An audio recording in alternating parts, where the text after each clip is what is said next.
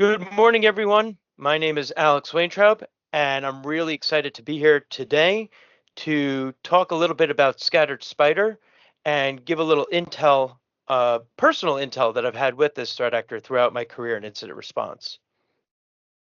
A little bit about myself and what I'm doing currently. I work for a company called Cygnus. We are a secure out-of-band incident command center, essentially an out-of-band area severed from your network where you could bring in your business teams, your IT and security, and your external providers all into one location to start preparing and practicing and then ultimately responding and reporting to a cyber crisis. We have over 1,500 customers in the platform right now, and we are running about 10 incidents. Within the platform, there are about 10 incidents that are running per week at this point. Um, Personally, I am former Arete, Bank of New York Mellon, Barclays, Bluevoyant, and Booz Allen, a bunch of others. I advise for 4 startups, everything from data tampering as a service all the way to um, email security. I have founded 2 organizations. One of those organizations is Weintraub Cyber Solutions and the Cyber Fireside NJ.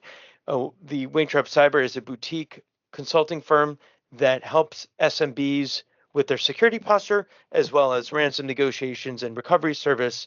And then the Cyber Fireside is my backyard networking event that takes place in New Jersey. So if you live in New Jersey or New York in the tri-state area and you're looking to network with cyber professionals, it's a great event, very intimate event, and we are kicking off this year very soon with some really cool startup companies, stealth mode, that are going to launch at the Cyber Fireside.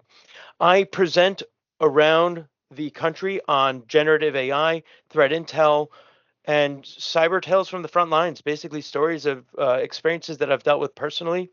I've been quoted in everything from Yahoo Finance all the way to Cyber Security Dive about CTI, Gen AI, and more.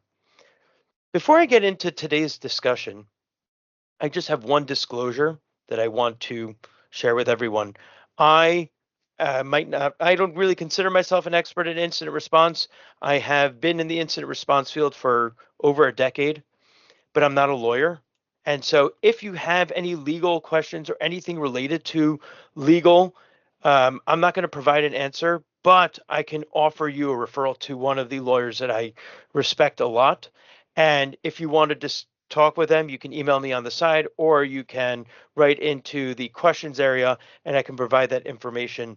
But I just want to ensure that all this information is from a trends that I've seen in the industry over the last 2 years of Scattered Spider.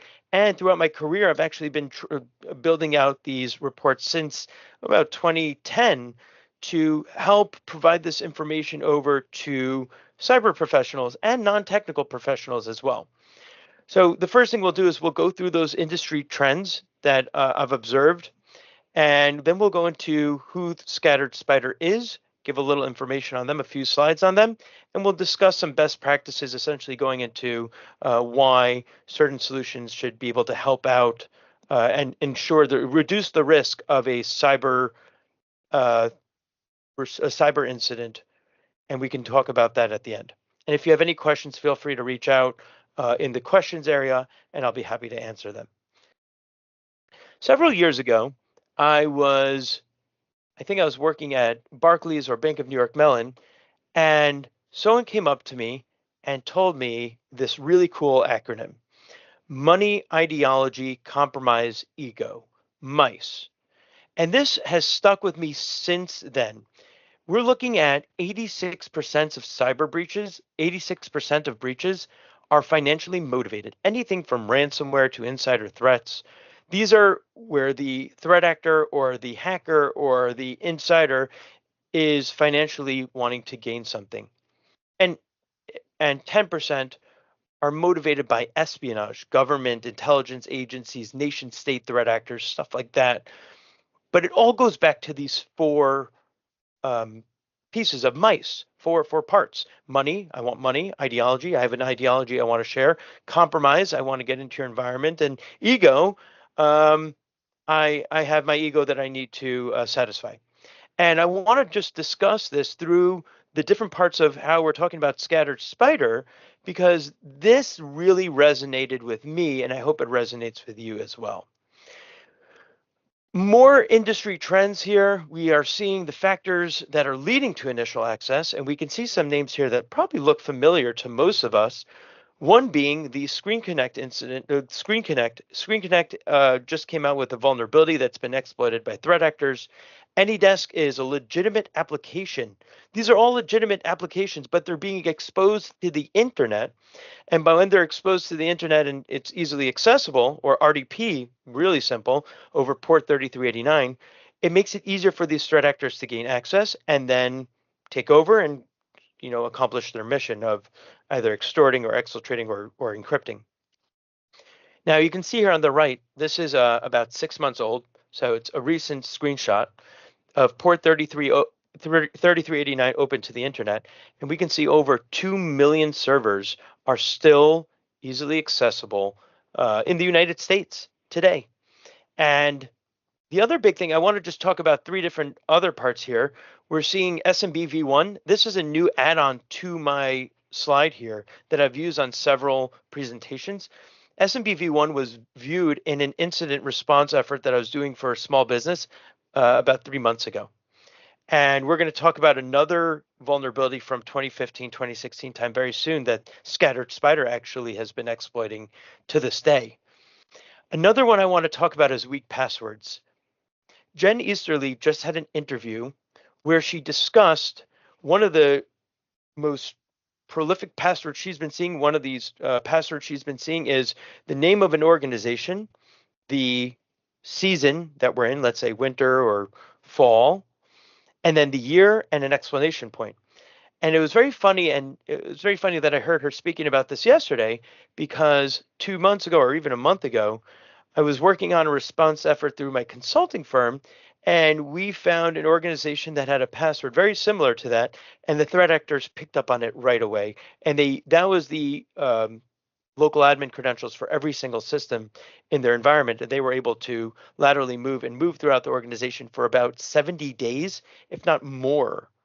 And they were just sitting there. They knew they had the password, and when the password changed, because we just went from autumn to winter, they were able to figure it out and get back access into the systems pretty easily, because they knew that instead of the explanation point, it was going to be an @ sign, and the autumn was going to turn into winter. It was very interesting because they were able to figure it out right away. And the other thing there that caused a lot of issues was MFA or 2FA was not enabled or implemented. And so it was very easy for them to not only access the environment, but actually stay persistent because MFA was not enforced. Another key factor that we're seeing that's leading to initial access is the evading of antivirus solutions, signature-based antivirus solutions. And so if you still have a signature-based antivirus inside your environment, or if you're a MSP and you're offering it, the recommendation is to go to an EDR, XDR, MDR solution that's out there. And if you want any recommendations, you can look online or you can ask me afterwards and we can discuss. Each one is different for different organizations, but they're all really good. So methods of intrusions that I've seen over the last 2 years, from a high level, remote access being the method of intrusion of choice, just so simple. And then exploiting of vulnerabilities is pretty good too. I've seen that a lot on the different firewalls out there, on email tenants and more. But really, another big factor here is MFA is just not enabled anywhere. So 83% of organizations at this point, it was probably like 6 months ago where I updated this screen, you're looking at 83, almost 84% of organizations don't even have MFA, let alone MFA on admin, email, and VPN together, which was less than 1%. So really important factors here of the methods of intrusions and initial access. But let's go really far. Let's go even further and go into this Scattered Spider. Who is Scattered Spider, and what are they doing? Why are they so prolific now? What are they coming out with? Why are they so much in the news? And why was there so many discussions about them? So this threat actor came out in around May of 2022. I think that's when CrowdStrike named them and released their whole report about it. And at that point, they were focused on two different types of organizations, telecom and BPOs, because they would then infiltrate the mobile carrier data or networks and use that in creating a big financial gain for them because they were able to get into different mobile carriers. And they hit nations all over the globe. It was a buckshot attack. They've had incidents where they've been known to hit in United States. I've dealt with several incidents related to Scattered Spider and their partner Black Hat Alpha, or Alpha, two different names, but they go by both. But they've also hit organizations in the United Kingdom, Germany, France, Italy, etc. There are several others. And in June of 22, we actually saw them using 5 different ways of gaining access, their tactics and techniques, everything from social engineering, where they were manipulating people to reveal information to them, either through email or through calling, the phishing attacks. They were using MFA fatigue, which was exploiting the exhaustion and complacency of users to just offer the MFA code over, and then SIM swapping. And in addition to that, if you go further on into January of 2023, you actually see them exploiting old vulnerabilities like the BYOVD, as well as the ForgeRock AM server vulnerability in 2021. I think it was 35464 as a vulnerability. So they have used a 2021 vulnerability. It's 2024 now. And they've also used they've also exploited a vulnerability from 2015, 2291. That's very interesting to me to see that this threat actor is using a vast number of tactics to gain access, really trying to financially gain from these organizations. A little breakdown on the BYOVD and the ForgeRock vulnerabilities. So 35464, the ForgeRock AM server vulnerability, was a way that the threat actor would execute a code, elevate their privileges onto an Apache Tomcat server, and then gain access into the AWS instance. And they would acquire this access through a compromised AWS token. In addition to that, the BYOVD, and we'll break that down a little bit more in the next slide, is a way that they would attack an old kernel vulnerability, and then they would leverage those third-party drivers as a way to actually evade detections by EDR solutions. And so they were on the kernel side and evading detection by different EDR solutions out there.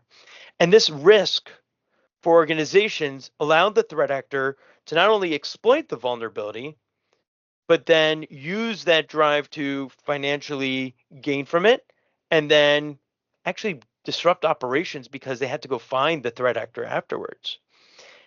And we see BYOVD explicitly being used in January of 2023. That was just a year ago, where we saw the bring your own vulnerable driver to where the threat actor was exploiting it. And that's pretty surprising that a 2015 vulnerability is still being exploited today. Scattered Spider has also been known, based on my personal experiences of focusing on VMware ESXi hypervisor hosts. And in one case, I actually observed them installing 2 specific tools, namely the open source RSOCX reverse proxy and the level remote monitoring RMM solution on an ESXi host. And that's what they were using to stay persistent and exfiltrate data. They target environments that are widely used by various industries and sectors. And so operating systems like Windows, Linux, Google Workspace, Azure AD, M365, and AWS have all been targeted by Scattered Spider.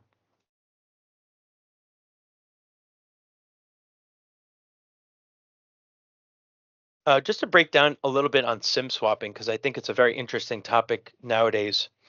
SIM swapping, also known as port out scam or SIM splitting or SIM jacking, is a type of account takeover fraud that generally targets a weakness in the 2FA verification, where the second step, the second factor, is a text message or a call placed to a mobile telephone.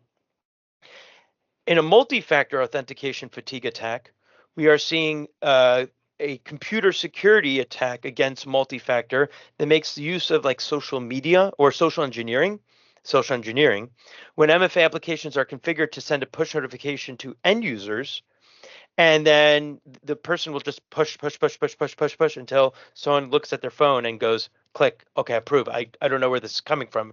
It must be me. And they finally click on it. So yeah, that's about it. So breaking down this vulnerability of the BYOVD, bring your own driver. We saw this being exploited in January of 2023. CrowdStrike released a whole report on this, how to patch this, and how the threat actor is actually using it to evade detections on EDR. And this is going to cause, if it's still vulnerable in your environment, I recommend patching it as soon as possible. And the reason is because it's very hard to find the threat actor if your EDR is not detecting it. So there are other ways to detect this if it is vulnerable, but patching it makes more sense and is way more recommended in the industry. Another thing that we're seeing by Scattered Spider is the use of legitimate tools. Now, I did talk about RSOC X a few seconds ago, and how the threat actor was using that on an incident that I personally dealt with. And then CISA came out with their alert advisory on Scattered Spider back in November, and RSOC X is there. And I was I was like, wow, that's great. And I've actually seen this threat actor use AnyDesk and several other tools here, but it was just very interesting to see that it's not just me that saw it. It's been several incidents where they use RPort and they use RSOC X and they use Pulseway. We've seen solutions that are very legitimate. Everything here is legitimately used, and the threat actor is using it to maintain persistent access in the environment. And when you have persistent access in the environment, you sit there for a long time and you get a lay of the land. In addition to them using these legitimate tools, we're also seeing known tools that I've been seeing for several years. Raccoon Stealer, which is a password credential harvester. We're seeing browser history harvesters, cookies, and other data.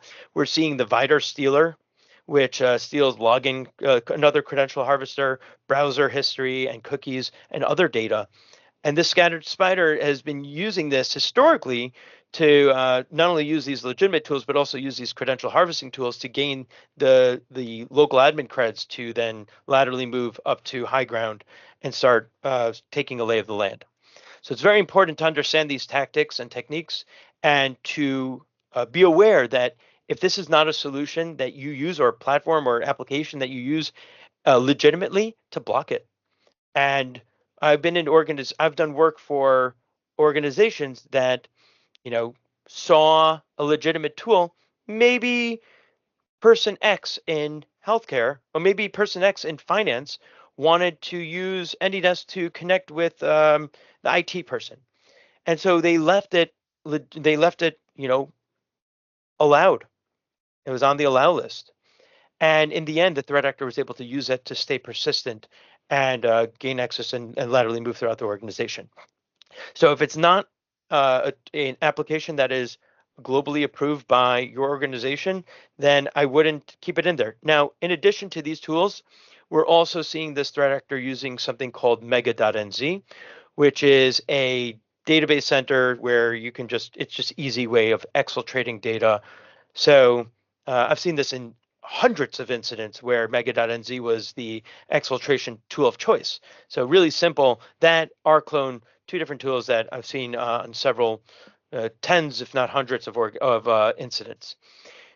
And in addition to these tools, the threat actor does something very interesting, and a lot of threat actors do this as well, is they are known to monitor the communications related to the incident response efforts with your IR partner or your legal provider, whomever it might be.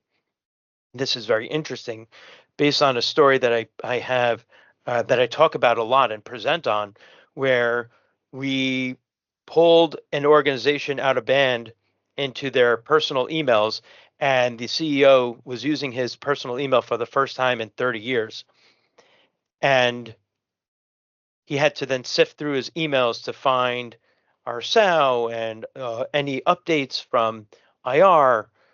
But in addition to that, the IT guy didn't realize that we moved out of band fully and we were not sending emails, or maybe we sent him several times saying that we're using an out of band email, but to him, he jumped, he was trigger happy, so he clicked the at Joe Schmo, and it sent the email to Joe Schmo, but it wasn't his personal email. He sent it to the business email, notifying the threat actor, who happened to be Alpha, and Alpha then started contacting us, the IR firm, several times to let us know that they're going to make the response efforts a little bit more challenging for us, and also contacted the legal counsel that was on that incident several times, if not thousands of times, on our text messaging, saying to us that we should leave the IR engagement to them and let them do the recovery and restoration, and let us stand back. And they didn't want us to be involved, but they also wanted the insurance to be involved. So it made it a lot more complicated.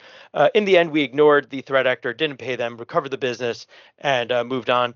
And now every few months, I get a nice text message, or I get a nice email from my personal email saying, "I know who you are, and we still remember you." So it's great that they still contact me. I think it's funny, and ironic that CISA came out with this 2 years later, or a year and a half later, saying, "Hey guys, this threat actor is very well known to monitor the communications and try to make it more challenging for them."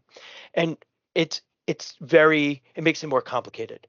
So keep your communications out of band, not just an email and using a communication channel, but using a secure incident command center like Cygnus is going to be very helpful, and it's going to impact the reduction on your cyber incident response and recovery. So really taking a look at Cygnus and saying, hey, I need a place to communicate and collaborate with my internal and external providers, as well as start practicing and preparing for the response and reporting. Another thing is, and you can see here different ransomware notes that I've personally worked on, but these are from Google because I couldn't use the actual ransomware note. That wouldn't be good. No amount of money can guarantee never having a cyber crisis. And I think this is another slide that resonates with me because I get some sort of PTSD whenever I see the NotPetya ransomware encryption slide over here, or the Petya. That was Petya, and then there was NotPetya. You can put in $1 million worth of preventative and detection tools into your environment and still get hit with ransomware or a business email compromise or a cyber incident. And so it's great that you have those there. It's going to prevent some of the easy ones, the easy cyber attacks, but they're always getting more sophisticated and trying to stay one step ahead. And what I see here is a way of starting to practice for the ultimate response and reporting. How do I prepare my organization? It's ensuring that you have a place where you can do these four pieces, these four puzzle pieces. Now, Paul Furtado, a VP analyst at Gartner, had this quote, and I think it's really important here, and we share this a lot at Cygnus. Nowadays, you don't get into trouble for having a cyber incident. Everyone's going to go through an incident. I think in 2023, 98% of organizations were actually targeted by cyber attacks. You get into trouble for how you deal with it. How do you respond to the cyber incident? And so, how are you going to mobilize your team, not only your internal business teams, but your external providers into an area to start communication and collaboration and response efforts, conducting that symphony of managing the different tasks and facts and all the different workflows that are going on in the incident bridge and the war rooms and stuff like that, in an area where you can actually start working to ensure everything is being done. Here, we're checking off that we are um, eradicating the threat in our environment. Here, we're checking off that we are adding compliance or ensuring that we are compliant with whatever regulatory requirements as an organization we are.